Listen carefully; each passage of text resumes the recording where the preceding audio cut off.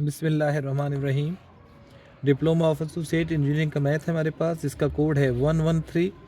ये केमिकल और सिविल दोनों के लिए है। आज हम इसकी एक्सरसाइज 2.4 सॉल्व करेंगे, जिसमें हमारे पास ज्योमेट्रिक प्रोग्रेशन है। इससे पहले जो हमने पहली 3 एक्सरसाइजेस की हैं वो हमारे पास अर्थमेटिक प्रोग्रेशन था। हमने अर्थमेटिक प्रोग्रेशन में उनकी सीरीज़ और उनका सम और फिर अर्थमेटिक मीन्स वगैरह फाइंड आउट किया। तो आज हम ज्योमेट्रिक प्रोग्रेशन को टच करते हैं जी। इससे पहले कि हम एक्सरसाइज के क्वेश्चन सॉल्व करें, आप मेरे चैनल को सब्सक्राइब भी करें और बेल आइकॉन का बटन भी प्रेस करें। जिस तरह हमने अर्थमेटिक प्रोग्रेशन लिखा था कि उसमें हमारे पास जो प्रोग्रेशन होता है वो ए और ए प्लस डी उसकी सेकंड टर्म होती है, ए प्लस 2d उसकी टर्म होती है, ना up to so on a plus n d तक। ये ऐसे हम इसको लेकर चलते हैं। बिल्कुल इसी तरह जब हम ज्योमेट्रिक प्रोग्रेशन में आएंगे तो हमारे पास सीक्वेंस जो होगा वो कुछ इस तरह होगा कि पहली टर्म ए होगी, दूसरी ए आर होगी, फिर ए आर स्क्वायर होगी, फिर ए आर क्यूब होगी and up to A r n तक। ये जो आर है ये हमारा कॉमन रेशियो होगी पहली टर्म की दूसरी टर्म के साथ। तो आर हम हमेशा फाइंड करेंगे A2 में से, यानी कि सेकंड टर्म को डिवाइड करेंगे फर्स्ट टर्म के साथ, या फिर हम थर्ड टर्म को डिवाइड करेंगे सेकंड टर्म के साथ, या फोर्थ टर्म को डिवाइड करेंगे थर्ड टर्म के साथ। तो ये कॉमन रेशियो सेम होगा हर जगह। जैसे अर्थमेटिक प्रोग्रेशन में डी कॉमन होता था हर जगह, जो भी आप जो टर्म्स ले लेते थे और उनका डिफरेंस लेते थे तो हमें डी मिल जाता था। बिल्कुल उसी तरह कोई सी दो टर्म्स की जब हम रेशियो लेंगे तो वो हमारे पास कांस्टेंट होगी और उसको हम फाइंड कर लेंगे, वो हमारा आर होगा। आइए जी इस क्वेश्चन में तो, और अगर हमें इसकी कोई टर्म्स ढूंढनी होगी, ज्योमेट्रिक प्रोग्रेशन में कोई टर्म ढूंढनी होगी तो वो हमारे पास फार्मूला होगा a are power n minus 1। जबकि अर्थमेटिक प्रोग्रेशन में हमारे पास कोई भी टर्म जब हम फाइंड करते थे तो फार्मूला हुआ करता था A N minus 1 with D. ये अर्थमेटिक प्रोग्रेशन में था। जबकि ज्योमेट्रिक प्रोग्रेशन में कोई टर्म्स भी जो हमें फाइंड करना होगी तो फिर हम ये फार्मूला अप्लाई करेंगे। अब आ जाते हैं जी क्वेश्चन 1 की तरफ, जिसमें वो कहता है जी find the next 5 terms in the GP. हमने इसकी नेक्स्ट 5 टर्म्स फाइंड करनी है। तो हमें पता है पहली टर्म हमारी ए जो है वो 2 है। आर हम निकाल लेते हैं, आर हमारा होगा A2 डिवाइड बाई A1, तो 10/2, तो आर हमारे पास 5 आ जाएगा। तो अब देखिए पहली टर्म तो है वो हमारे पास 2 है, दूसरी ए और आर, इन दोनों का प्रोडक्ट आप देखें 2 × 5 तो ये 10 ही है, तो हमारे पास 10 है। नेक्स्ट टर्म हमारे पास ए आर स्क्वायर है, तो ए आर स्क्वायर जब हम फाइंड करेंगे तो 2 × 5 का स्क्वायर, तो 2 × 25, तो हमारे पास नेक्स्ट टर्म जो है वो 50 आ जाएगी। थर्ड टर्म जब हम फाइंड करेंगे, फोर्थ टर्म सॉरी, तो ए आर क्यूब हो जाएगा। तो ए की जगह 2 और 5 की पावर 3, तो 2 × 125, तो हमारे पास 250 जो है वो हमारी फोर्थ टर्म हो जाएगी। इसके बाद नेक्स्ट टर्म जब हम फाइंड करेंगे ए आर 4, तो वो हमारे पास होगा 2 और 5 की पावर 4, तो 2 × 625, तो ये हमारे पास 1250 हो जाएगा। फिर इसी तरह A5, तो वो हमारे पास होगा 2 × 5 की पावर 5 करेंगे हम, तो 2 × 5 की पावर 5 हमारे पास 3125 आएगी। और जब ये इससे मल्टीप्लाई करेंगे हम 2 के साथ, तो ये हमारे पास 6250 हो जाएगी। इसी तरह हम A पावर 6 फाइंड कर लेंगे, तो 1 2 3 4 5, तो ये लास्ट टर्म है हमारे पास 2 × 5 पावर 6, तो 2 × इसको हम 5 से मल्टीप्लाई कर देंगे, 5 5 ज़ार 25, 5 2 ज़ार 10 और 2 कैरी वाले 25 हो जाएगा, 1 कैरी 5 1 ज़ार 5 और कैरी वाला 6 हो जाएगा, और ये हमारे पास 5 3 ज़ार 15 हो जाएगा। जब हम इसको इससे मल्टीप्लाई करेंगे तो हमारे पास आ जाएगा जी 31250, ये हमारे पास इसकी लास्ट टर्म आ जाएगी। तो ये हमने 5 टर्म्स फाइंड करनी थी, वो 5 की 5 टर्म हमने नेक्स्ट 5 थी तो वो हमने फाइंड कर ली। नेक्स्ट क्वेश्चन की तरफ चलते हैं जी। क्वेश्चन नंबर 1 का थर्ड पार्ट, सेकंड पार्ट जो था वो हमारे पास कुछ यूँ था कि सेकंड पार्ट में वो हमें कहता है जी 27 9 3 एंड नेक्स्ट 3 टर्म्स। तो ये फ्रैक्शन में नहीं थी सेकंड पार्ट, तो मैं थर्ड पार्ट इसलिए सॉल्व कर रहा हूँ कि ये फ्रैक्शन में है और बच्चों को ये मुश्किल लगेगा कि ये फ्रैक्शन है, इसलिए मैं इसको सॉल्व कर रहा हूँ। ये पार्ट मैं निगलेक्ट कर रहा हूँ, नेक्स्ट पे चल रहा हूँ। तो यहाँ हमारे पास पहली टर्म जो है वो 1 है, आर हमने फाइंड करना है और आर आपको बताया है सेकंड टर्म को डिवाइड कर दें हम फर्स्ट टर्म के साथ, तो 1/2 को 1 से डिवाइड करेंगे तो 1/2, ये हमारा कॉमन रेशियो आ जाएगी। तो कॉमन रेशियो हमारे पास ये आ गई। तो अब हम अरिथमेटिक प्रोग्रेशन में जो ज्योमेट्रिक प्रोग्रेशन में हमारे पास प्रोग्रेशन कुछ इस तरह होता है, ए r cube, A R power 4, A R power 5। तो ये फर्स्ट सेकंड थर्ड टर्म्स हमें दे दी गई हैं। तो 1 सेकंड थर्ड पर तो 4 टर्म से हम शुरू करेंगे। तो 4 टर्म हमारी होगी ए आर की पावर 4, यानी कि ए 4 हमारे पास होगी ए आर की पावर 3। तो ए की जगह हमारे पास 1 है और आर की जगह हमारे पास 1/2 की पावर 3 है। तो 1 इंटू 1/8 तो हमारे पास 1/8 ही आएगी। ये फोर्थ टर्म हमारे पास 1/8 आएगी। इसी तरह फिफ्थ टर्म जो है वो हमारे पास ए आर की पावर 4 होगी। तो ए की जगह 1 है और ये 1/2 की पावर 4। तो 1 मल्टीप्लाई 1/16 तो हमारे पास 1/16 जो है इसकी नेक्स्ट टर्म हो जाएगी। फिर अगर हमें ए 6 चाहिए तो वो ए आर 5 हो जाएगी। तो ए के तो 1 है और ये 1/2 की पावर 5, इसका मतलब है 1 मल्टीप्लाई 1/32। तो 1/32 नेक्स्ट टर्म 6 टर्म हो जाएगी। तो सेवन्थ टर्म हमारे पास ए आर की पावर 6 है। तो 1 इंटू 1/2 की पावर 6। तो 1 मल्टीप्लाई बाय 1/64 तो ये 1/64 हो जाएगा। ए 8 हमें चाहिए तो इसी तरह ए आर पावर 7 हो जाएगी। तो 1 इंटू 1/2 की पावर 7 तो 1/128 हो जाएगा। और लास्ट टर्म जो हमारे पास आएगी वो 1/264 हो जाएगी। तो यूँ हमने इसका थर्ड पार्ट भी सॉल्व कर लिया। तो क्वेश्चन नंबर 1 से आगे क्वेश्चन नंबर 2 की तरफ चलते हैं। क्वेश्चन नंबर 2, इसमें हमें इंडिकेटेड टर्म्स फाइंड करनी है इन जीपी ज्योमेट्रिक प्रोग्रेशन में। अब इसमें हमने 6 टर्म को फाइंड करना है। तो इसका मतलब है n हमारे पास 6 है, तो a हमारे पास 1 है और n हमारे पास 6 है। हमने a n यानी कि a n मीन a6 को फाइंड करना है, जबकि r हमारे पास नहीं है। तो r आपको पता है वो कॉमन रेशियो होती है सेकंड टर्म और फर्स्ट टर्म की। तो 3 की पावर 3/1, तो 3 की पावर 3 27/1। तो 27 हमारे पास r कॉमन रेशियो आ जाएगी। अब जब हमें चाहिए 6 टर्म तो वो हमारे पास होगी ए आर की पावर n-1। यह हमारे पास फार्मूला है A N is equal to A R power n। और ये मैंने शुरू में जब एक्सरसाइज स्टार्ट किया था तो मैंने आपको बताया था कि कोई भी इंडिकेटेड टर्म्स जब हमने फाइंड करना होगी, जीपी में कोई भी टर्म्स फाइंड करना होगी तो हमारे पास बेसिक फार्मूला ये होगा। तो अब हमारे पास n की जगह 6 है तो a पावर r की पावर 6 - 1 यानी कि 5 हो जाएगी। तो अब इनकी वैल्यूज़ लगा देते हैं। a की जगह 1 है और r की पावर हमारे पास r की पावर 3 और सारे की पावर 5 कर देता हूँ। देखिए 27 जो है वो 3 की पावर 3 था, तो ये हमारे पास आ जाएगी r की पावर 15। तो हम इसको इसी तरह ही सॉल्यूशन में दे देते हैं और ये हमारे पास 3 की पावर 3 है, सॉरी, तो ये 3 की पावर 15 आ जाएगा और ये हमारा सॉल्व हो जाएगा।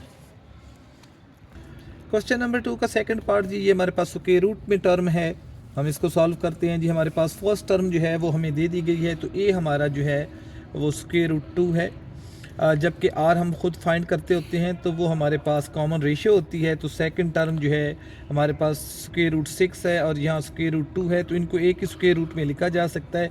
तो ये 2 का टेबल 6 पे जाता है, तो ये हमारे पास आर भी आ गया। तो नंबर ऑफ टर्म जो है वो हमारे पास 15 है, तो हमने ए 15 फाइंड करना है। तो अब आपको पता है जनरल फार्मूला है जी, A N is equal to A R power n-1। तो ए 15 जो है वो हमारे पास ए आर की पावर 15 - 1। तो ए 15 इक्वल होगा ए इंटू आर पावर 14। अब वैल्यूज़ लगा देते हैं। ए के पास हमारे ए की वैल्यू हमारे पास स्क्वायर रूट 2 है और आर की जगह हमारे पास स्क्वायर रूट 3 और इसकी पावर 14 हो जाएगा। हम इसको यूँ भी लिख सकते हैं कि ये आर, इसको हम थोड़ा चेंज कर लेते हैं जी। इसको हम लिखते हैं स्क्वायर रूट 3 का स्क्वायर और सारे की पावर 7। तो स्क्वायर और स्क्वायर रूट कैंसिल हो जाएंगे, तो ये हमारे पास 3 की पावर 7 रह जाएगा। तो 3 की पावर 7 को अगर हम मल्टीप्लाई करें तो हम मल्टीप्लाई कर देते हैं इसको, तो 3 की पावर 7 हमारे पास 2187 आएगा। तो या तो हम यूँ आंसर दे दें या फिर अपना आंसर यहाँ तक ले जाएं कि 2187 विद स्क्वायर रूट 2। तो ये हमारे पास इंडिकेटेड टर्म यानी कि A15 हमने फाइंड कर ली। नेक्स्ट टर्म की तरफ चलते हैं जी। नेक्स्ट क्वेश्चन नंबर 2 का थर्ड एंड लास्ट पार्ट जी, इसमें हमारे पास फर्स्ट टर्म है a और वो 1/3 है। तो कॉमन रेशियो निकालते हैं जो कि सेकंड टर्म को फर्स्ट टर्म डिवाइड करने से होगा। तो 1/9 को हम डिवाइड करेंगे 1/3 से, तो ये 1/9 मल्टीप्लाई 3/1 रेसिप्रोकल ले लेंगे, तो ये हमारे पास कॉमन रेशियो 1/3 आएगी। तो नंबर ऑफ टर्म्स हमारे पास 6 टर्म है, तो n हमारे पास 6 है, तो A6 हमने फाइंड करना है। अब तो हम इससे वाकिफ़ हो चुके हैं कि A6 हमारा होगा AR पावर 5 के, तो A की जगह उसकी वैल्यू जो कि हमारे पास 1/3 है, और R की पावर भी 1/3 है, तो 1/3 की पावर 5, तो इसकी भी पावर 1 है, तो 5 और 1 6 हो जाएगा, 1/3 की पावर 6। या तो हम इसको यहाँ तक आंसर दे दें, या फिर हमें पता है कि 3 की पावर 5 जो होता है वो 243 होता है, तो 243 को अगर हम मज़ीद 3 से मल्टीप्लाई करेंगे तो ये हमारे पास 9 और ये 12 और ये 729 हो जाएगा, 1/729 ये हमारा आंसर आ जाएगा।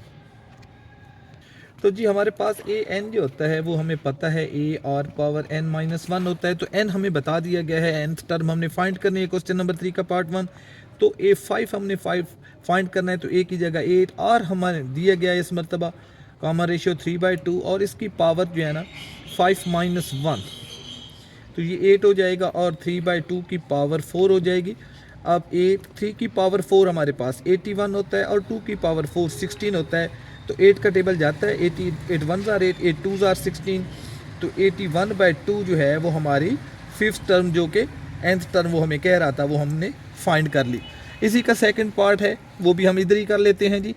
इसके सेकंड पार्ट की वैल्यू है जी हमारे पास A हमारे पास -1 है, जबकि कॉमन रेशियो हमारे पास -4 है, और नंबर ऑफ टर्म्स हमारे पास 6 है, तो nth टर्म का मतलब है A6 हमने फाइंड करना है।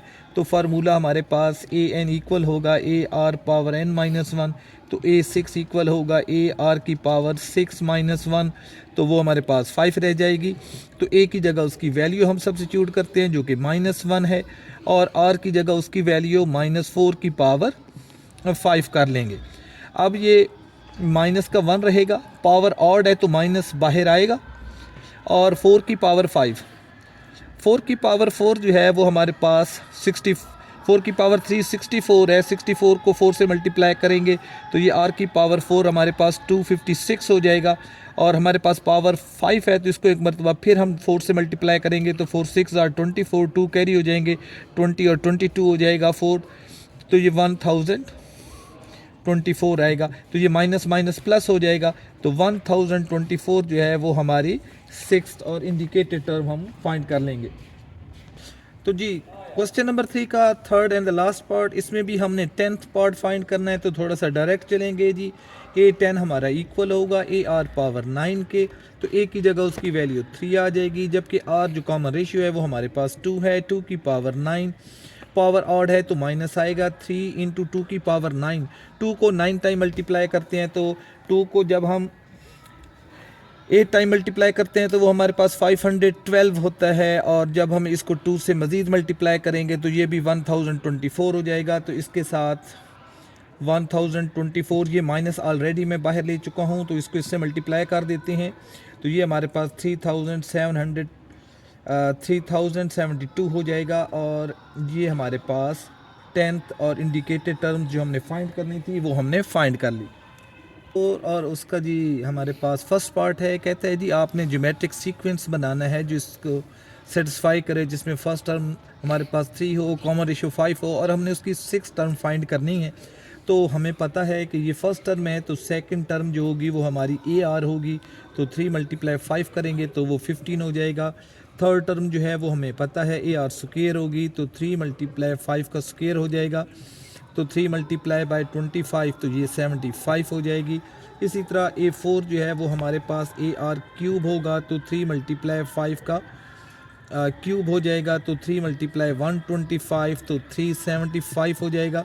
इसी तरह हमारे पास A5 जो है वो हमारे पास AR4 हो जाएगा, तो हमारे पास आएगा जी A की जगह तो 3 है, और R की जगह 5 की पावर 4 हो जाएगी, तो 3 × इसको हम 125 को 4 टाइम मल्टीप्लाई करेंगे एक टाइम और, तो 625 हो जाएगा, तो ये हमारे पास 1875 हो जाएगा। तो हमारा सीक्वेंस है जी, जो हमारे पास ज्योमेट्रिक सीक्वेंस बनेगा वो 3, और उसके बाद हमारे पास 15, फिर 75, फिर 375, फिर 1875, तो तो 1 2 3 4 5 एक टर्म्स हमने अभी फाइंड करनी है A6, तो वो हमारे पास होगा AR पावर 5, तो A की जगह 3 है और यहाँ हमारे पास 5 की पावर 5 हो जाएगी।